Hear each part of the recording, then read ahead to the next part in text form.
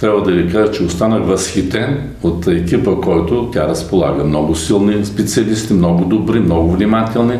Изобщо е един център, на който може да се гласува доверие и може да се посещава. Аз имах доста сериозни здравословни проблеми. Първо, теглото ми беше около 145-146 кг.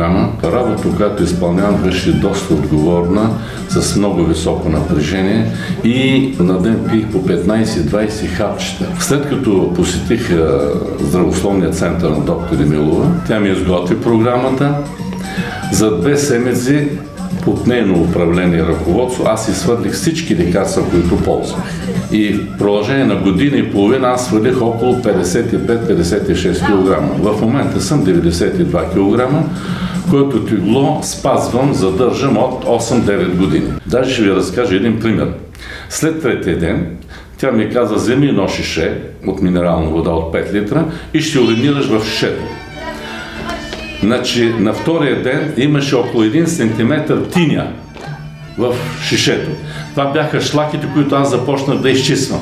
На 7-8 ден вече шлаките почти изчезнах и всичко беше нормално.